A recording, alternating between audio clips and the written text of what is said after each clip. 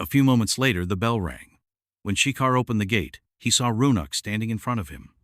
Runuk came inside. Shikhar quickly closed the gate and asked Runuk a question.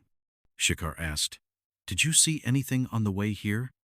Runuk replied, "No, brother, there was nothing on the way." Hearing this, Shikhar started to panic even more. He took him to his bedroom where Avantika was sitting and crying. Seeing his sister-in-law cry, Runuk said, "What happened, brother? Did you two have a fight? Why is sister-in-law crying?" Shikhar snapped and said, "What nonsense are you talking about? Answer what I'm asking. Did you see any injured man on the road in the jungle?" Now Runuk's patience was breaking. "Brother, tell me clearly what the matter is. Why is sister-in-law crying?" Shikhar tells him everything. Hearing this, Runuk holds his head and sits down. "Oh God, what have you done?" But no one was there on that road. Shikhar looked at Avantika and said, "Why are you crying? Maybe someone picked him up and took him to the hospital." Runuk also supports Shikhar's words, and both of them try to calm Avantika down. All three go to sleep. Shikhar and Avantika lie down in their bedroom. No one could fall asleep.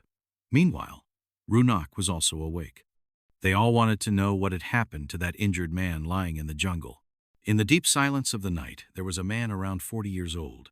Because the last bus had left, he was walking towards his village. He was walking hurriedly because he knew that after midnight, demonic forces take over this jungle. That's why he was walking fast. Just then, he saw a car coming from behind. He thought he would ask for a lift. He turned and raised his hand. But the car he was hoping for support from ran him over instead. The two people in the car ignored him while chatting among themselves. His whole body was drenched in blood. He was folding his hands, praying for help. His voice wasn't coming out, but still, he was screaming loudly. For a minute, the car stopped. Seeing the car stop, the man somehow dragged himself toward it. But what's this? In the very next minute, the car sped off again and disappeared into the distance. His last hope was shattered too. He was screaming in pain, badly injured in the dark. "Oh God, please send someone to save my life." But in this lonely, dark jungle, his voice faded away. Somehow, dragging himself, the man sat near a tree. Fearing another car might run him over, he moved away from the road. The man was groaning in pain. Blood was flowing from his body. He also had internal injuries, and the pain was increasing slowly. Just then, someone placed a hand on his shoulder from behind the tree.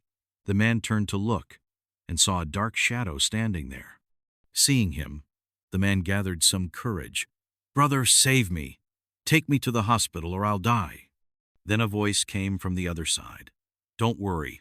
We've come to free you from this pain." The man quickly turned to look and saw another shadow standing there. He said, "God bless you. I'm in so much pain. Take me quickly. I'll be grateful to you my whole life." Then the first one said, "What will you do by living? These humans will hurt you again. Come with us. You'll never fear death again." The man got scared. He realized these were no ordinary men. He asked, "Who are you? What do you want from me?" Hearing this, both of them laughed. One of them said, "We are vampires. We only drink blood. Whoever's blood we drink becomes like us." Hearing this, the man started crying and begged for mercy. Then the second one said, "You don't need revenge against those who hit you. We'll drink your blood and turn you into a vampire. Then you can take your revenge and be free from this pain." The man was trembling in fear. Just then, the first vampire sank his teeth into the man's shoulder. Within minutes, both drank all his blood. Without blood, the man died within moments.